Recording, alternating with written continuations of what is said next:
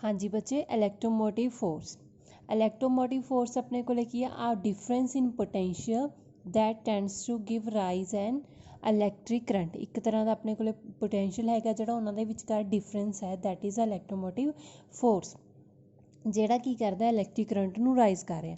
ਹੁਣ ਤੁਹਾਨੂੰ ਪਤਾ ਹੈ E.dl ਇਜ਼ ਇਕਸ ਟੂ ਕਿਸ ਹੈ line integral of close line integral of E.dl is equals to 0। ES ਆਪਾਂ ਇੱਥੇ ਕੀ ਹੈਗਾ ਇਲੈਕਟ੍ਰੋਸਟੈਟਿਕ ਫੀਲਡ ਹੈ ਐਂਡ ਇਲੈਕਟ੍ਰੋਸਟੈਟਿਕ ਜਿਹੜਾ ਫੀਲਡ ਹੈ ਉਸ ਦਾ ਪੋਟੈਂਸ਼ੀਅਲ ਨਾਲ ਆਪਣੇ ਕੋਲੇ ਕੀ ਰਿਲੇਸ਼ਨ ਹੈ ES is equals to minus del into V। Consider ਕਰੋ ਕੋਈ ਵੀ ਬੈਟਰੀ ਹੈਗੀ ਹੈ B, ਠੀਕ ਹੈ, ਉਸ ਨੂੰ ਆਪਾਂ ਕਨੈਕਟ ਕੀਤਾ ਐਕਸਟਰਨਲ ਸਰਕਿਟ ਦੇ ਨਾਲ ਥਰੂ ਕਨੈਕਟਿੰਗ ਵਾਇਰਸ। ਆਹ ਵਾਲਾ ਕੋਈ ਵੀ ਸਰਕਿਟ ਹੈ B ਆਪਾਂ बैटरी लगाई है दैन अपना जो करंट फ्लो करेगा वो तुहाडा किहड़ी डायरैक्शन है BA/FDC ये वाली डायरैक्शन है। तो इत्थे अपने कोल जिहड़ी बैटरी है चार्ज पार्टिकल एक ड्राइविंग फोर्स प्रोवाइड कर रही है तां जो सर्किट के अराउंड मूव कर सके।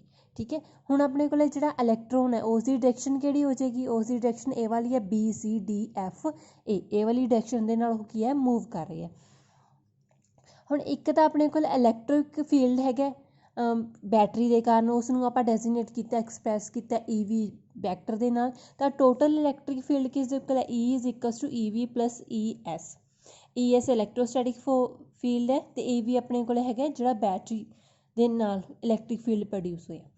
अगर जे अपने कोल करंट डेंसिटी किसी भी पॉइंट के उपर than J.dl is greater than 0 because J is everywhere along DL and J। तो DL की जी वैल्यू है हर एक जगह के उपर पॉजिटिव है। तो इंटायर पाथ में आप ओमिक पाथ लैके चलांगे तो इसमें लिखते हैं J is equals to sigma into E। हुण E.dl भी ग्रेटर दैन होएगा 0 के नालों। अगर जी सिग्मा कंडक्टिविटी है मटीरियल की पॉजिटिव क्वांटिटी है तो E.dl नूं आपां की लिख सकते हैं जाई that is a इलैक्ट्रोमोटिव force.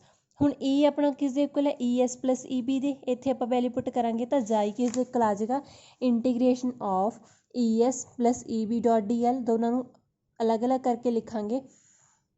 ES.dl आपां फर्स्ट लैके चले सी किस दे इक्वल है 0 दे, तो जाई किस दे इक्वल है गया integration of EB vector dot DL vector. That मीनस जिहड़ा EB हैगा अपना इलैक्ट्रिक फील्ड हो की नॉन कंजरवेटिव इलैक्ट्रिक फील्ड है बिकॉज कंजरवेटिव जी फील्ड है उसकी वैल्यू उसका लाइन इंटैगरल अपने को किस इक्वल है 0 दे, एक कंजरवेटिव है ये अपने को नॉन कंजरवेटिव फील्ड है। तो इलैक्ट्रिक मोटिव जी इलैक्ट्रोमोटिव फोर्स है उसनूं आपां जाई नाल रिप्रजेंट कर रहे हैं तो उसनूं आपां की कहांगे EMF is a close line integral of the non conservative electric field generally by the battery. Non जिहड़ा कंजरवेटिव इलैक्ट्रिक फील्ड है वो किस दे इक्वल अपना EMF दी, दैट मीनस इलैक्ट्रोमोटिव फोर्स दे। यूनिट्स है जोड़े EMF दे वो अपने को है वोल्ट। अगर आप कोई भी सर्किट ओपन लैके चलांगे दैन उत्थे EMF की वैल्यू फाइंड आउट करांगे तो की हो जाएगी। जिवें ए वाला कोई भी ओपन सर्किट है, एक आप बैटरी लगाई है, ये दो पॉइंट्स है BC ए वाला पॉइंट सपोज D है, ए वाला पॉइंट अपने को A है। ABCD कोई भी आप सर्किट लैके चले हैं, एक बैटरी है बट इन्हों के जोड़े ओपन एंड्स है दो पॉइंट्स के विच ओपन है B ते C दे। तो EMF की वैल्यू सर्किट के विच कितनी आ जाएगी अपने को xi is equals to integration of close line integration EV.dl। EV.dl close line integral है, इसनूं आपां की है डिवाइड करके लिखांगे बिकॉज जिहड़ा अपना सर्किट है ओपन है। पहले तो अपनी इंटीग्रेशन आ जाएगी B to C E.dl, एक अपना बन जाएगा CDAB ए वाला पाथ तो ए की है E.dl। हुण अगर आप जी जाई है EMF की वैल्यू है वो दो पॉइंट्स B ते C दे पॉइंट करनी कैलकुलेट करनी है तो की आ जाएगा जाई B to C integration of E.dl। But E जिहड़ा किस इक्वल है ES प्लस EB दे, तो इस इक्वेशन को आप लिख सकते हैं EVC is equals to B to C integration of ES.dl plus integration of B to C E vector dot DL। हुण जिहड़ा EB है अपने को electric field non conservative field के लिए वो अपने को की है 0 है बिकॉज कोई भी जिहड़ा सोर्स है EMF का वो नहीं है इस दे विच B तो लेके जिहड़ा C आ वाला है EB L ਉਸ ਦੇ ਵਿੱਚ ਕੋਈ ਸੋਰਸ ਨਹੀਂ ਹੈਗਾ battery the, that means E B ਆਪਣੇ ਕੋਲ ਕੀ ਹੈ 0 ਹੈ। ਤਾਂ ਈ ਜ਼ਾਈ ਬੀ ਸੀ ਨੂੰ ਆਪਾਂ ਕੀ ਲਿਖਾਂਗੇ B2C ES dot DL is equals to potential difference ਦੇ ਇਕੁਅਲ ਹੈ। ਦੋਨਾਂ ਦੇ ਵਿਚਕਾਰ ਜਿਹੜਾ ਪੋਟੈਂਸ਼ੀਅਲ ਡਿਫਰੈਂਸ ਹੈ ਉਸ ਦੇ ਇਕੁਅਲ ਹੈ। ਤਾਂ EBC ਕਿਸ ਦੇ ਇਕੁਅਲ ਹੈ BB ਮਾਈਨਸ BC ਦੇ। ਇਹ ਵਾਲੀ ਜਿਹੜੀ ਵੈਲਿਊ ਆ ਆਪਾਂ ਦੂਜੀ ਜਿਹੜੀ ਇਕੁਏਸ਼ਨ ਹੈ ਇਸ ਦੇ ਵਿੱਚ ਪੁੱਟ ਕਰਾਂਗੇ ਤਾਂ ਜ਼ਾਈ ਕਿਸ ਦੇ ਇਕੁਅਲ ਆ ਜਾਏਗਾ BB minus BC plus integration CDAB path E vector dot DL vector. Sigma E ਆਪਣੇ ਕੋਲ ਕਿਸ ਦੇ ਇਕੁਅਲ ਹੈ J ਦੇ। ਇੱਥੋਂ ਆਪਾਂ E ਦੀ ਵੈਲਿਊ ਕੈਲਕੂਲੇਟ ਕਰਾਂਗੇ J ਅਪੋਨ ਸਿਗਮਾ, ਇੱਥੇ ਪੁੱਟ ਕੀਤੀ ਤਾਂ xi is equals to BB minus BC plus E ਦੀ ਵੈਲਿਊ ਪੁੱਟ ਕਰਾਂਗੇ J upon sigma dot DL। ਅਗਰ ਆਪਣਾ ਜਿਹੜਾ ਸਰਕਿਟ ਹੈ ਉਹ ਆਪਾਂ ਲੈ ਕੇ ਚੱਲੇ ਓਪਨ, ਦੈਟ ਮੀਨਸ ਕੋਈ ਵੀ ਕਰੰਟ ਨਹੀਂ ਪਾਸ ਕਰ ਰਿਹਾ ਸਰਕਿਟ ਦੇ ਵਿੱਚੋਂ ਬਿਕੋਜ਼ ਆਪਣਾ ਸਰਕਿਟ ਓਪਨ ਹੈ। ਤਾਂ ਜੇ ਦੀ ਵੈਲਿਊ ਕੀ ਹੈ 0, ਤਾਂ ਜ਼ਾਈ ਕਿਸ ਦੇ ਇਕੁਅਲ ਆ ਜਾਏਗਾ ਆਪਣੇ ਕੋਲੇ BB ਮਾਈਨਸ BC ਦੇ। ਤੇ EMF ਬੈਟਰੀ ਦੀ ਕਿਸ ਦੇ ਇਕੁਅਲ ਹੈ ਜਿੰਨਾ ਪੋਟੈਂਸ਼ੀਅਲ ਡਿਫਰੈਂਸ ਹੈਗਾ ਓਪਨ ਸਰਕਿਟ ਦੇ ਵਿੱਚ। ਨੈਕਸਟ ਹੈਗਾ ਆਪਣੇ ਕੋਲੇ ਅਗਰ ਪਹਿਲਾਂ ਆਪਾਂ ਓਪਨ ਲੈ ਕੇ ਚੱਲੇ ਸੀ ਸਰਕਿਟ ਇਹ ਵਾਲਾ, ਹੁਣ ਆਪਾਂ ਇਸ ਦੀ ਜਗ੍ਹਾ ਤੇ ਕੋਈ ਵੀ ਸਰਕਿਟ ਐਲੀਮੈਂਟ ਲਗਾ ਦਾਂਗੇ। ਕੋਈ ਵੀ ਐਲੀਮੈਂਟ ਲਗਾਤਾ, ਕੰਸੀਡਰ ਆਪਣੇ ਕੋਲੇ ਰਜਿਸਟੈਂਸ ਲਗਾਤਾ ਆਪਾਂ R ਰਜਿਸਟੈਂਸ। ਇਸ ਦਾ ਜਿਹੜਾ ਕਰੰਟ ਹੈਗਾ I ਇਸ ਦੇ ਵਿੱਚੋਂ ਫਲੋ ਕਰ ਰਿਹਾ ਕਰੰਟ ਸਰਕਿਟ ਐਲੀਮੈਂਟ ਦੇ ਵਿੱਚੋਂ। ਤੇ EMF ਨੂੰ ਆਪਾਂ ਕਿਵੇਂ ਡਿਫਾਈਨ ਕਰਾਂਗੇ, EMF is equals to xi is equals to E dot DL over a closed curve. ਤਾਂ ਇਸ ਨੂੰ E ਨੂੰ ਕੀ ਲਿਖ ਸਕਦੇ ਹਾਂ EB plus ES dot DL। ਹੁਣ ਆਪਣੇ ਕੋਲ ES ਡੋਟ DL ਦੀ ਵੈਲਿਊ 0 ਹੈ ਤਾਂ ਜ਼ਾਈ ਕਿਸ ਦੇ ਇਕੁਅਲ ਰਹਿ ਜਾਏਗਾ EB ਡੋਟ DL ਦੀ।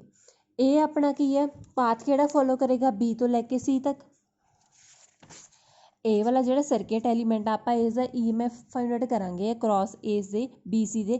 ਤਾਂ ਆਪਾਂ ਇੰਟੀਗ੍ਰੇਸ਼ਨ ਕਰਾਂਗੇ BC ਦੇ ਕਰਸਪੋਂਡਿੰਗ ਜ਼ਾਈ B2C integration EB dot DL। EB ਦੀ ਵੈਲਿਊ ਆਪਾਂ ਕੈਲਕੂਲੇਟ ਕਰ ਸਕਦੇ ਹਾਂ, E ਕਿਸ ਦੇ ਇਕੁਅਲ ਹੈਗਾ EB ਪਲੱਸ ES ਦੇ। ਤਾਂ EB ਆਪਣੇ ਕੋਲ ਕੀ ਆ ਜਾਏਗਾ E ਮਾਈਨਸ ES। ਇੱਥੇ ਆਪਾਂ ਵੈਲਿਊ ਪੁੱਟ ਕੀਤੀ, ਪੁੱਟ ਕਰਨ ਤੋਂ ਬਾਅਦ ਦੋਨਾਂ ਨੂੰ ਅਲੱਗ-ਅਲੱਗ ਕਰਕੇ ਲਿਖ ਦੇਣੇ। ਨੈਕਸਟ ਹੁਣ E ਕਿਸ ਦੇ ਇਕੁਅਲ ਹੈ J ਅਪੋਨ ਸਿਗਮਾ ਦੇ, ਵੈਲਿਊ ਪੁੱਟ ਕੀਤੀ J upon sigma dot DL B2C J upon sigma into DL। ਹੁਣ ਇਹ ਆਪਣੇ ਕੋਲ ਕੀ ਬਣ ਜਾਏਗਾ J ਅਪੋਨ ਸਿਗਮਾ ਨੂੰ ਆਪਾਂ ਬਾਹਰ ਲਿਖ ਸਕਦੇ ਹਾਂ, DL ਦੀ ਇੰਟੀਗ੍ਰੇਸ਼ਨ ਆ ਜਾਏਗੀ ਆਪਣੇ ਕੋਲੇ ਓਨਲੀ L। J ਦੀ ਵੈਲਿਊ ਆਪਣੇ ਕੋਲੇ ਕੀ ਹੁੰਦੀ ਹੈ I ਅਪੋਨ A। ਆਪਾਂ ਇਸ ਇਕੁਏਸ਼ਨ ਦੇ ਵਿੱਚ ਸਬਸਟੀਟਿਊਟ ਕਰਾਂਗੇ ਤਾਂ integration B2C E dot DL ਕੀ ਬਣ ਜਾਏਗਾ I upon A sigma into L। L upon A sigma, ਇਸ ਨੂੰ ਆਪਾਂ ਕੀ ਲਿਖ ਸਕਦੇ ਹਾਂ R resistance of the wire. ਤਾਂ ਆਪਣੇ ਕੋਲੇ ਕੀ ਹੈ ਇਹ ਕਿਸ ਦੇ ਇਕੁਅਲ ਆ ਜਾਏਗਾ I R ਦੇ ਇਕੁਅਲ ਹੈ। ਤੇ ਹੁਣ ES ਡੋਟ DL ਆਪਣੇ ਕਿਸ ਦੇ ਇਕੁਅਲ ਸੀ VB ਮਾਈਨਸ BC ਦੇ।